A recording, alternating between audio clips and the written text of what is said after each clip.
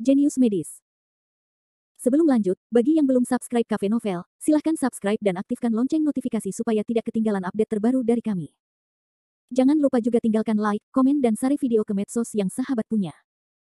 Oke lanjut. Bab 291-295. Jericho Lee tertegun, dan segera menyadari bahwa dia agak tidak sopan. Dia tersenyum malu, maaf, Miao Xingxin, apakah kamu baru saja melihat seseorang melarikan diri dari sini? Rakyat. Miao Xingxin mengedipkan matanya dan menggelengkan kepalanya dengan hampa. Tidak, saya melihat banyak orang ketika saya datang dari sana. Saya tidak tahu siapa yang Anda bicarakan. Banyak orang. Jericho Lee tercengang lagi. Melihat ekspresi kosong Miao Xingxin, dia sepertinya tidak melihat orang yang dia ikuti tadi. Dia tidak bisa menahan cemberutnya lebih dalam. Apakah orang itu benar-benar melarikan diri? Dia tidak percaya pada kejahatan. Dia berbalik dan mencari di sekitar bangunan yang ditinggalkan. Ia tak percaya dalam waktu sesingkat itu, Peder benar-benar bisa kabur.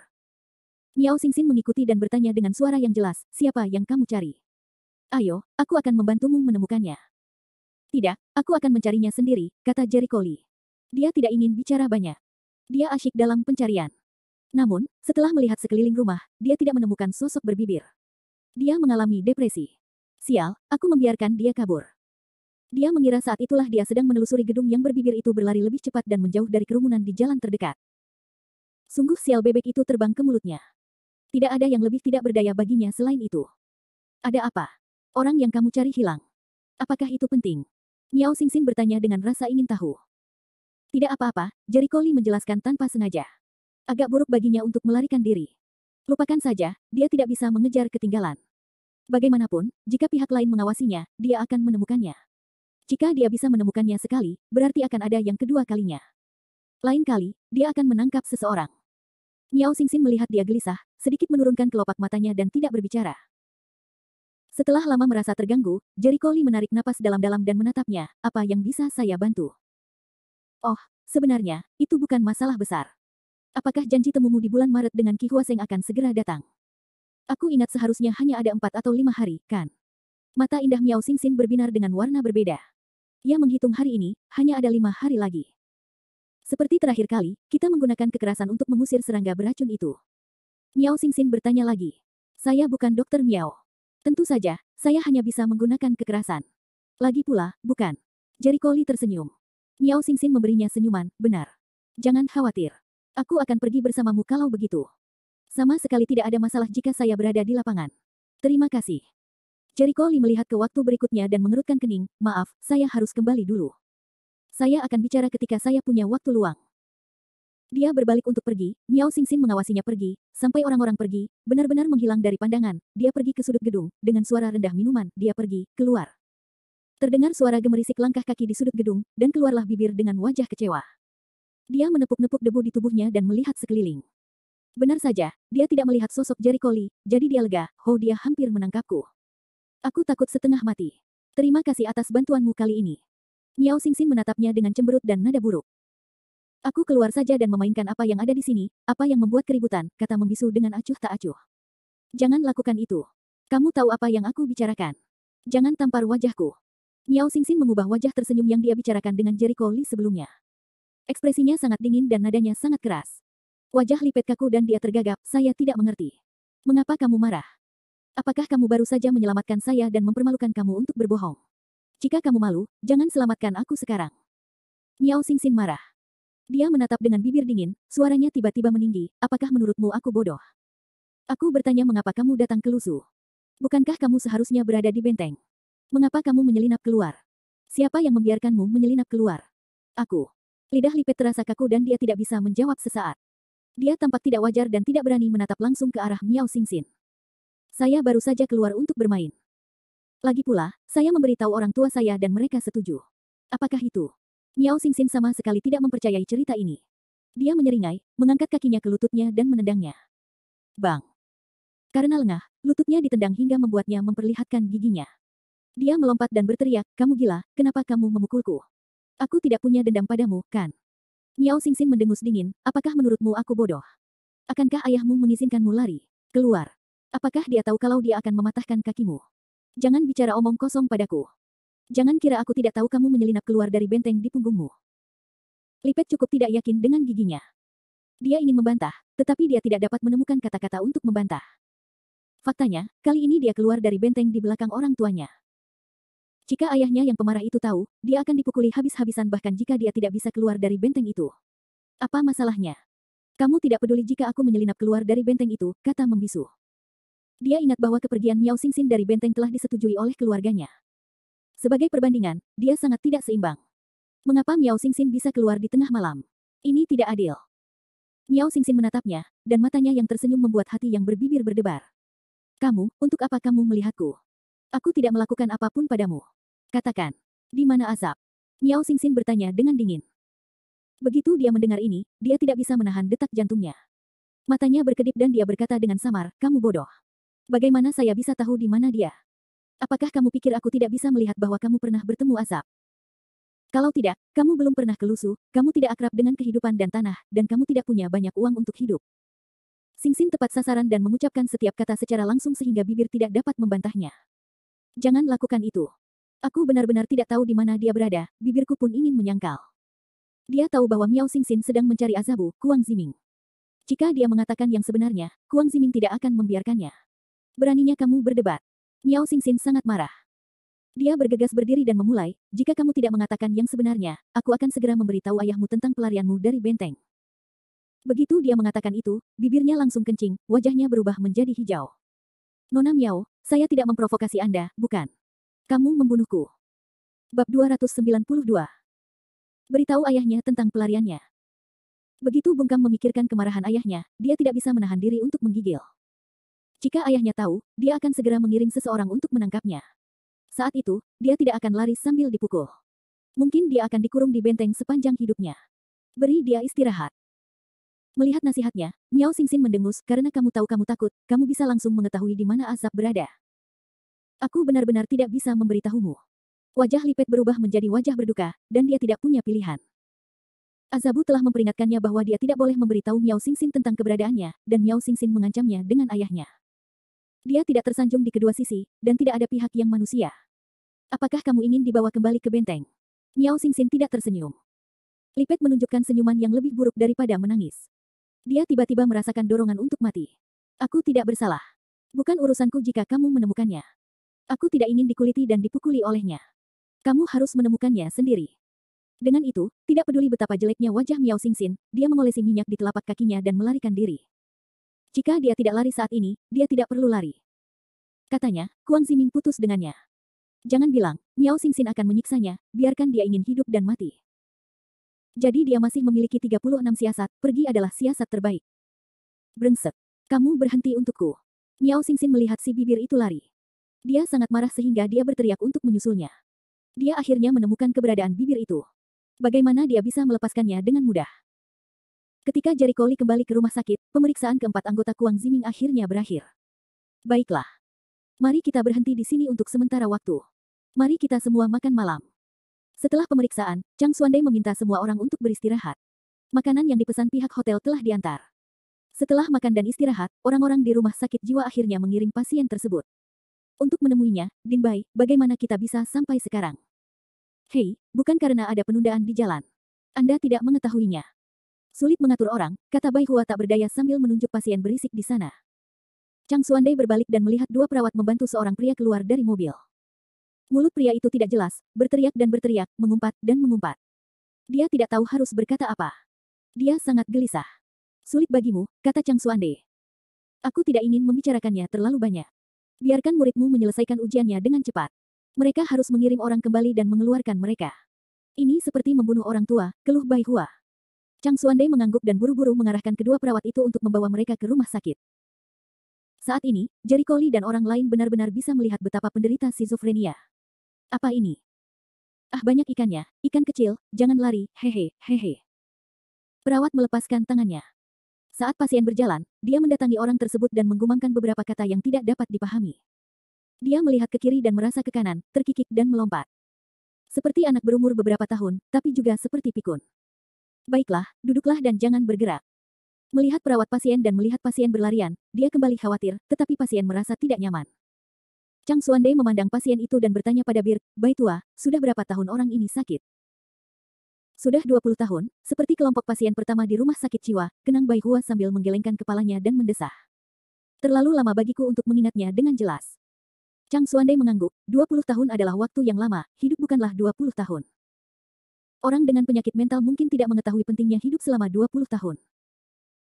Setelah merasakan, Chang Xuande bertepuk tangan dan berkata kepada 5 peserta magang, bergembiralah dan dengarkan. Penilaian bagian ketiga ini telah dikatakan sebelumnya, pertarungan sebenarnya. Dan berpikir, bisakah mereka menolak? Tidak ada keraguan bahwa pasien menderita skizofrenia, tetapi tipe spesifiknya memerlukan diagnosis Anda sendiri, atau aturan yang sama seperti sebelumnya. Selama itu cara yang masuk akal, Anda dapat menggunakannya. Siapapun yang dapat memberikan diagnosis paling akurat akan menang. Beda sekali dengan link kedua. Pada link kedua, dokter dan perawat berpura-pura menjadi pasien gangguan jiwa. Semuanya bertindak sesuai dengan gejala spesifiknya. Jika tebakannya benar, mereka akan melakukannya. Namun, pasien gangguan jiwa yang sebenarnya tidak dapat menjawab sama sekali, dan mereka tidak dapat mengucapkan kalimat tetap dengan naskah yang telah dilatih, apalagi memiliki mata kata kunci yang jelas di baris tersebut. Kesulitan diagnosis tidak diragukan lagi jauh lebih tinggi. Kamu bisa mulai, kali ini kamu tidak perlu datang satu persatu, dan Chang Xuande duduk di samping untuk menonton pertunjukan. Bagaimanapun, di mata masyarakat, penyakit mental adalah penyakit pengobatan barat, dan tidak ada skizofrenia dalam pengobatan tradisional Tiongkok. Hanya Jericho Lee yang mengetahui bahwa psikosis sudah ada pada zaman dahulu, namun bukan namanya. Kebanyakan dari mereka disebut Qi dan stagnasi darah yang disebabkan oleh stagnasi meridian. Siapa namamu? Bagaimana perasaanmu? Melihat pasien itu, Bao Ziming bertanya dengan berani. Pasien bahkan tidak memandangnya. Dia berjongkok di counter dengan ekspresi gugup dan bergumam pada dirinya sendiri. Tiba-tiba, dia melompat dari meja kasir dan melompat ke arah Bao Ziming. Dong. Karena lengah, Bao Ziming jatuh ke tanah dan merangkak. Hahaha. Aku menangkap seekor harimau. Aku sangat kuat. Hihi. Pasien itu terbaring di tanah, tertawa dan terlihat sangat bangga. Suasana di aula sangat canggung. Bao Ziming bangkit dari tanah. Wajahnya biru dan merah. Dia ingin marah, tetapi dia tahu bahwa pihak lain adalah seorang psikopat. Kemarahan tidak berhasil sama sekali. Dia hanya bisa tersipu. Wajahnya pahit dan dia tidak tahu. Melihat Bao Ziming terkena abu, 4 orang lainnya juga sedikit takut. Mereka buru-buru menjauh karena takut tidak bisa melawan jika tidak hati-hati. Sepertinya tidak mungkin untuk bertanya, hanya untuk melihat, Jericho Lee mengerutkan kening dan ragu apakah dia harus pergi ke pasien untuk diagnosis denyut nadinya, mungkin dia dapat menemukan sesuatu. Saat ini, Yan Zhou dan Mao Hai mendatangi pasien, meraih tangan pasien dan mulai merasakan denyut nadinya. Siapa kamu? Sulit untuk mengeluarkan kalimat normal dari mulut pasien, tapi itu hanya sesaat ketika sudah normal, dan kalimat berikutnya menjadi tidak normal lagi. Ada banyak orang jahat berdiri di belakangmu, lari, mereka akan memakanmu. Dia menunjukkan ekspresi ngeri dan mundur karena ketakutan yang besar. Bab 293. Yan Zhou dan Mao Hai menoleh ke belakang dengan aneh, tapi tidak ada apa-apa. Nerotik, tidak heran tidak ada yang mau menghadapinya, Yan Zhou tidak bisa menahan gumamannya. Jika dia harus berurusan dengan pasien gangguan jiwa seperti itu setiap hari, dia pasti menjadi gila. Apa yang kamu temukan? Mao Hai bertanya. Tidak, denyut nadinya normal. Setelah bersentuhan dalam waktu lama, Yan Zhou tidak menemukan denyut nadi yang tidak normal. Dia mungkin menemukan beberapa masalah dari denyut nadinya. Dengan sedikit sedih, mereka melepaskannya dan menyingkir. Jericho Lee melihat mereka, mendekati pasien, meraih pergelangan tangan pasien dan merasakan denyut nadinya. Setelah beberapa saat, dia mengerutkan kening, aneh, bagaimana mungkin tidak ada masalah sama sekali. Ia mengira tubuhnya akan mengalami gejala pencekikan, namun diagnosis tersebut mengejutkannya. Dia tidak percaya pada kejahatan, dan dia menggunakan Qi yang sebenarnya untuk mendiagnosis denyut nadinya lagi, tetapi dia tidak mendapatkan apa-apa. Aku salah. Dia mundur dengan ragu, berdiri di samping, menatap pasien, mengerutkan kening dan berpikir, mungkin ada sesuatu yang harus diabaikan, karena orang akan sakit, pasti ada penyebabnya. Sebagian besar penyebab skizofrenia sulit untuk dinilai, dan definisi gejalanya juga sangat kabur. Dia berpikir bahwa karena Chang Xuande meminta mereka untuk membuat diagnosis, dia pasti tidak meminta mereka untuk membuat diagnosis skizofrenia yang samar-samar. Orang buta dapat melihat bahwa orang tersebut menderita penyakit mental, dan diagnosisnya pasti berbeda. Pasien masih bolak-balik. Untuk sementara, dia berlari ke counter dan berbaring tengkurap. Untuk beberapa saat, dia melompat ke kursi. Dia sangat gugup dan berbicara pada dirinya sendiri tentang hal-hal yang orang lain tidak mengerti. 5 orang juga terdiagnosis denyut nadinya, bertanya juga tidak bisa bertanya, hanya bisa berdiri di samping dengan mata mengamati. Ngomong-ngomong, Jericho Lee tiba-tiba memikirkan sebuah cara. Dia memandang kedua perawat yang berdiri di samping pasien dan bertanya kepada Chang Xuande, Tuan, peraturan tidak melarang saya bertanya kepada perawat, bukan? Chang Xuande dan Ouyang Kuan saling memandang dan mengangguk, kamu boleh bertanya, tapi jangan berharap untuk bertanya secara langsung. Tanyakan saja. Jericho Lee merasa lega. Dia segera menghampiri kedua perawat itu dan bertanya sambil tersenyum, apa perilakunya yang paling tidak normal. Seorang perawat mendongak dan berpikir, ragu-ragu dan menjawab, perilaku tidak normal. Jika tidak normal, dia tidak pernah makan selama 3 hari berturut-turut dan membuat dirinya pingsan karena kelaparan. Perawat lain berkata, tidak apa-apa. Ada begitu banyak orang di rumah sakit yang berhenti minum obat selama beberapa hari tanpa makan atau minum. Mereka pingsan karena neurastenia. Kalau mau saya katakan, hal yang paling tidak normal adalah dia berjalan dalam tidur. Tengah malam, mengetuk pintu dan memecahkan jendela, yang membuat orang takut sampai mati. Mendengar ini, Jericho Lee mengangkat alisnya dan berkata, oh, dan ini. Tidak, saat aku sedang bertugas di malam hari bulan lalu, saya tiba-tiba mendengar suara pintu dibanting pada jam 2 pagi. Entah dari mana asalnya. Saya kira pencurinya datang dan meminta satpam mencarinya. Saya tidak menemukannya sama sekali. Kemudian, saya mengetahui bahwa dia mengetuk jendela dan mendobrak pintu, dan lampu tidak menyala. Saya pikir saya dihantui, dan saya sangat takut sehingga saya tidak tidur selama beberapa malam. Mau tak mau dia mengeluh tentang pengalaman bulan lalu. Pantas saja mandor memintamu bekerja pada shift malam pada hari-hari itu, tapi kamu tidak melakukannya meskipun kamu terbunuh. Kamu ketakutan selama setengah hari. Bukankah ada 2 orang di shift malam? Xiaoli tidak menemanimu bulan lalu.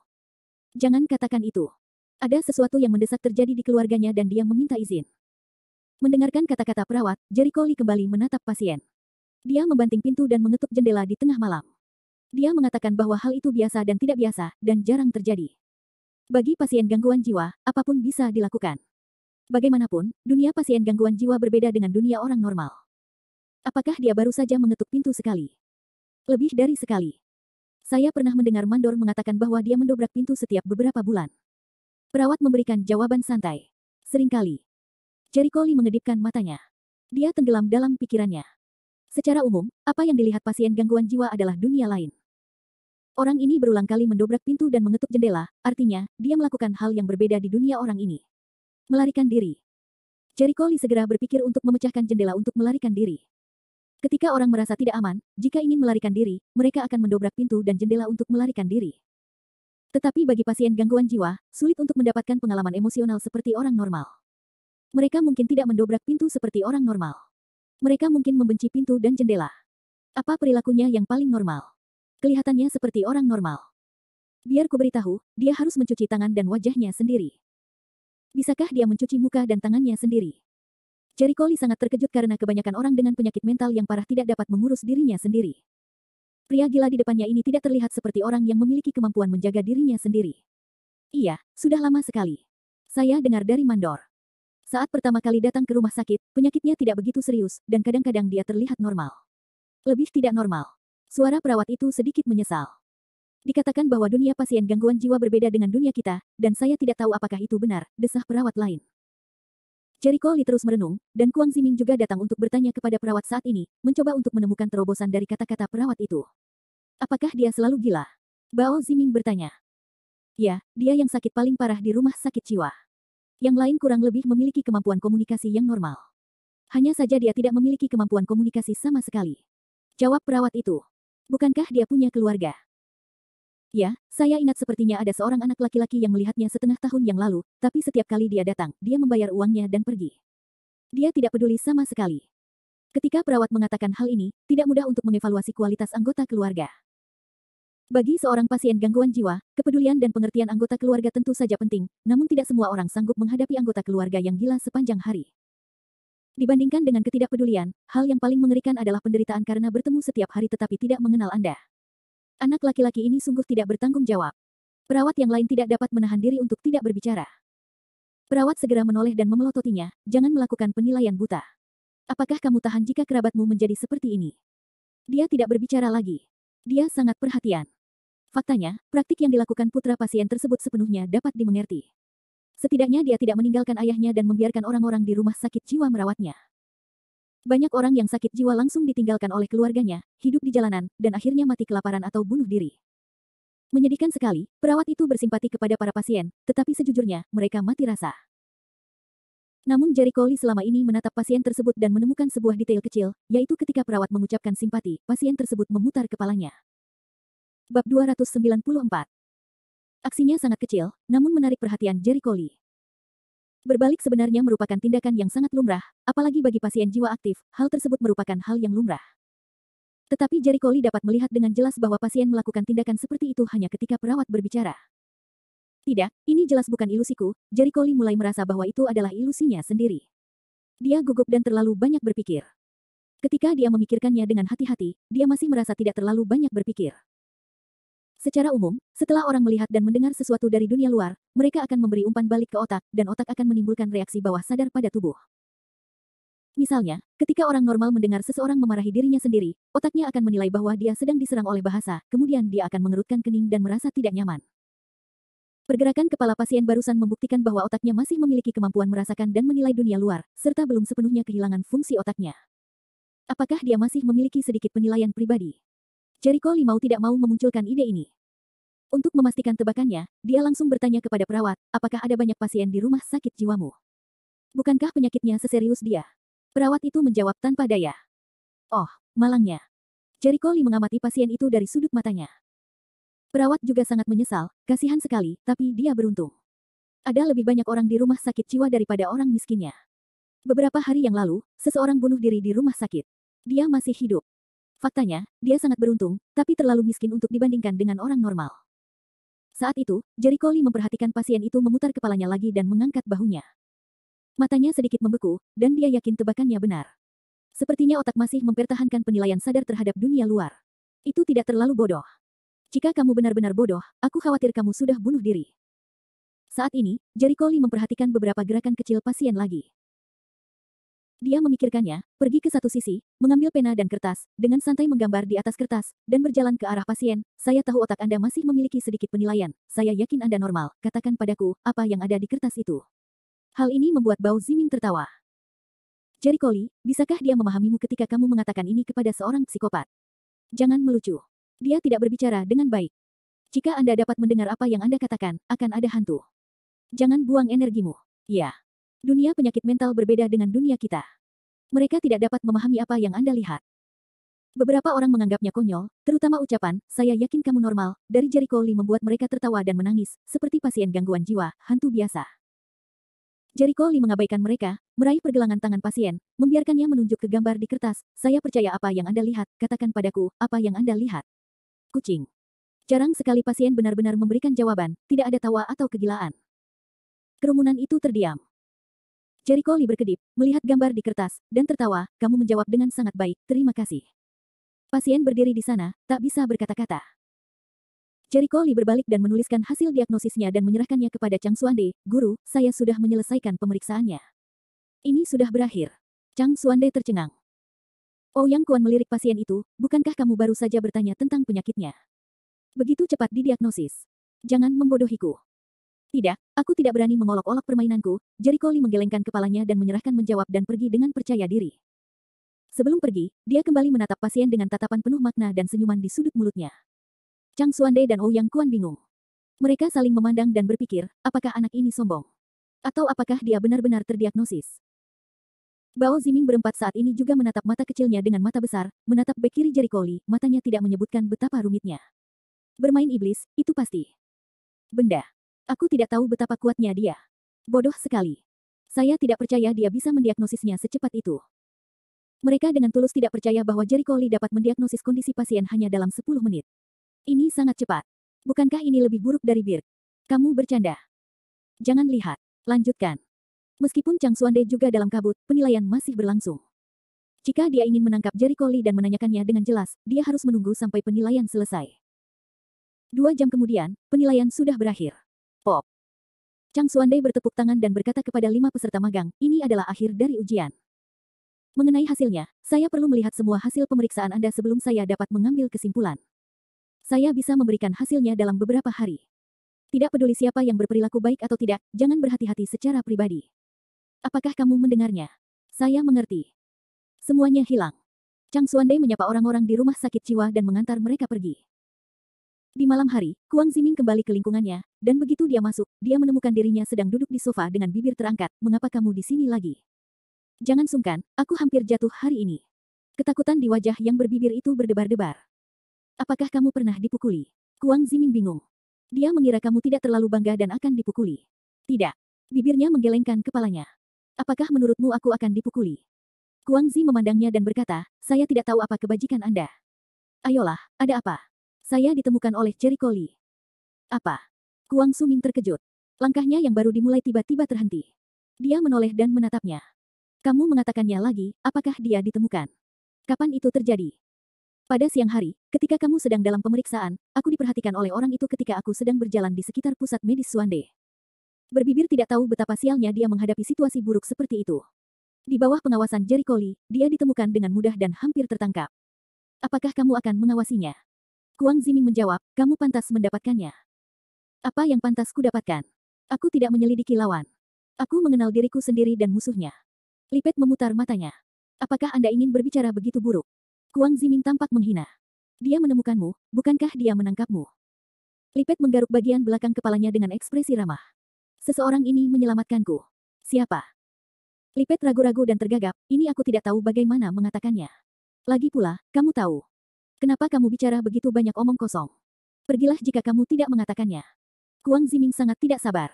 Wajah Lipet menjadi gelap dan dia menggigit giginya. Kapan kamu akan bermain teka-teki denganku? Kuang Ziming berkata dengan marah, tetapi hanya setengah dari apa yang dia katakan, mulutnya berhenti dan mulutnya berhenti. Mata membelalak. Maksudmu Miao Xingxin? Bab 295. Mata Kuang Ziming terpaku pada bibir. Lipet tampak malu dan mengangguk malu, yah, itu dia. Bajingan. Kuang Ziming sangat marah dan menendangnya. Lipet langsung ditendang ke tanah sambil nyengir, namun tidak berani marah, jangan marah, tenang, semuanya tidak terlalu serius. Tidak serius. Tidak serius. Aku perlu berdiri di sini dan berbicara denganmu.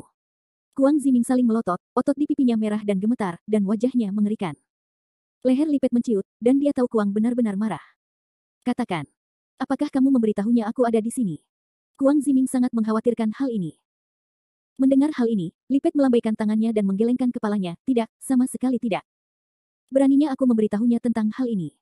Jika aku melakukannya, kamu tidak bisa putus denganku.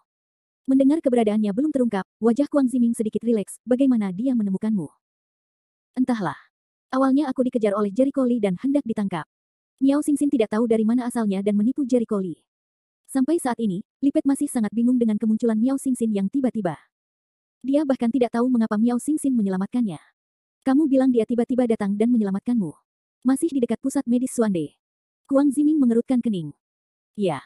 Awalnya, aku tidak punya jalan kembali, dia tiba-tiba keluar dan menyelamatkanku. Apakah menurutmu dia akan segera menemukanmu? Hanya ada satu penjelasan atas kemunculan Miao Xingxin di dekat pusat medis Suande. Dia mencari ke seluruh kota Lusu, tetapi tidak menemukan Kuang Ziming. Akhirnya, dia menemukan tempat di dekat pusat kesehatan Suande. Wajah Kuang Zi tenggelam. Hal yang paling dia khawatirkan akhirnya terjadi. Selama ini, dia bersembunyi di sekolah kedokteran Suande hanya untuk mencegah Miao Xingxin menemukannya. Sekarang Miao Xingxin menemukannya di dekat sekolah kedokteran. Saya khawatir dia akan menemukannya dalam beberapa hari. Melihat wajah buruk Kuang Ziming, bibir tidak bisa menahan diri untuk berkata, jangan terlalu khawatir. Dia seharusnya tidak tahu kamu berada di sekolah kedokteran Suande, kalau tidak dia akan menemukanmu. Bagaimanapun, hanya ada beberapa hari tersisa di rumah Jericho Lee. Janji temu bulan Maret. Ketika dia gagal merawat Qi Wei, kamu dapat menemukan tempat untuk bersembunyi, dan Miao Xingxin tidak dapat menemukanmu. Kuang Ziming memelototinya, dan itu cukup masuk akal. Saat ini, dia tidak punya pilihan selain melakukannya. Dia menarik napas dalam-dalam, lusa, seorang pasien penting akan datang ke rumah sakit untuk dioperasi. Selama dia bisa membunuh pasien itu sendiri, dia akan ditangkap di kantor polisi atas tuduhan pembunuhan. 3 hari kemudian, dia tidak memenuhi syarat untuk menemui Qi Wei. Ini adalah rencana mereka beberapa hari yang lalu, dan sekarang saatnya untuk melaksanakannya.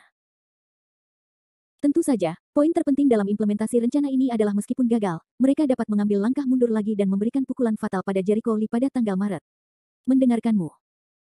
2 hari kemudian, seorang pasien jantung penting datang ke rumah sakit. Bergembiralah, kasus ini serius atau tidak, ringan atau berat. Ini kesempatan latihan bagimu. Manfaatkanlah. Implikasinya, Chang Xuande bermaksud membiarkan para peserta magang mulai mengoperasi dan melatih keterampilan bedah mereka. Mendengar pidato tersebut, kelima orang tersebut semuanya menunjukkan ekspresi ingin mencoba. Jangan terburu-buru untuk berbahagia. Ini operasi jantung. Jika ingin melakukannya dengan baik, Anda harus memiliki kemampuan bedah tertentu. Apakah Anda yakin bisa memegang pisau bedah? Chang Xuande mau tidak mau menuangkan air dingin. Orang-orang Azeng, kegembiraan asli tiba-tiba menjadi sangat dingin, saling memandang. Sejujurnya, mereka telah magang begitu lama dan telah berpartisipasi dalam banyak operasi, tetapi paling banyak mereka semua untuk Chang Xuande. Mereka benar-benar orang yang melakukan operasinya sendiri. Kecuali Jericho Lee, tidak ada orang lain yang melakukannya. Bao Ziming mundur, Tuan, sebaiknya saya membantu Anda. Dia tidak terlalu percaya diri dengan keterampilan medisnya. Dia tidak perlu hanya keterampilan dasar yang sangat baik, tetapi juga kepala dingin untuk menghadapi keadaan darurat dengan tenang. Yan Zhou dan Mao Hai juga mundur, menutup mulut mereka dan tidak berbicara. Kuang Ziming memalingkan matanya dan berkata sambil tersenyum, Sifu, salah satu dari kita pernah memegang pisau, atau membiarkannya dioperasi. Jericho Lee tertegun. Tidak, saya belum pernah menjalani operasi jantung sebelumnya. Saya tidak punya pengalaman. Tidak ada pengalaman bukan berarti Anda tidak bisa melakukannya dengan baik. Keterampilan dasar Anda jauh lebih baik daripada kami, jadi orang yang paling cocok untuk operasi adalah Anda, kata Kuang Ziming dengan tulus. Bao Ziming cemburu, tetapi dia setuju, dia benar, saya setuju. Chang Xuande memutuskan, baiklah, karena kalian semua setuju, biarkan Jericho Lee yang melakukan operasinya. Sudah beres. Ini, Jericho Lee ingin menolak semua tidak bisa, dia menyentuh bagian belakang kepala, saya mencoba. Bersiaplah dan mulai ketika anestesi sudah siap. Kata Chang Xuande, berbalik ke ruang operasi. 5 murid magang menyebar. Sebelum pergi, Kuang Ziming menepuk bahu Jericho Lee dan berkata sambil tersenyum, Jericho Lee, ayolah, aku akan menjagamu. Terima kasih, aku akan mencoba yang terbaik. Untuk sejujurnya, Jericho Lee juga tidak terlalu percaya diri. Jericho Lee berdiri di meja operasi, Chang Xuande mengawasi dan Bao Ziming membantu. Jericho Lee pertama-tama meletakkan jarinya di pergelangan tangan pasien dan merasakan denyut nadinya stabil, dan detak jantungnya sedikit berisik. Seharusnya itu penyakit jantung yang disebabkan oleh kelainan jantung bawaan. Setelah diagnosis, dia mendapatkan pikirannya. Kondisinya tidak rumit, asalkan kelainan jantung pasien diperbaiki, diganti dengan katup baru, bisa saja. Tentu saja, hal ini mudah untuk dikatakan, namun masih terdapat risiko besar dalam pengoperasian sebenarnya. Bagaimanapun, hati terlalu rapuh, dan sedikit kecerobohan akan menyebabkan kematian mendadak. Tuan, pasien sudah dibius total. Bao Ziming melihat instrumen itu dan kembali ke Chang Xuande Hui. Chang Xuande segera menjawab, mulai. Jericho Lee menarik napas dalam-dalam, mengangkat tangan kanannya, pisau bedah nomor 5. Yan Zhou segera mengambil pisau No. 5 dinampan dan menyerahkannya kepada Jericho Lee. Jericho Lee mengambil pisau bedah, menekan dada pasien dengan satu tangan, menjepit ujung pisau bedah dengan tangan kanan, dan memotong bagian jantung dada. Puff. Darah merah cerah segera merembes keluar dari sayatan tersebut. Jericho Lee tidak mengalami fluktuasi ekspresi apapun. Dia terus memotong dengan terampil, tampak seperti ahli bedah invasif selama beberapa dekade. Mata Chang Xuande tidak bergerak, dan matanya menunjukkan warna persetujuan. Orang awam melihat pemandangan, ahli melihat ke pintu. Ia dapat melihat bahwa teknik Jericho Lee sangat terampil, tanpa rasa sepat sedikit pun. Dia yakin Jericho Lee tidak pernah menyia-nyiakan upayanya untuk melatih keterampilan dasar secara pribadi.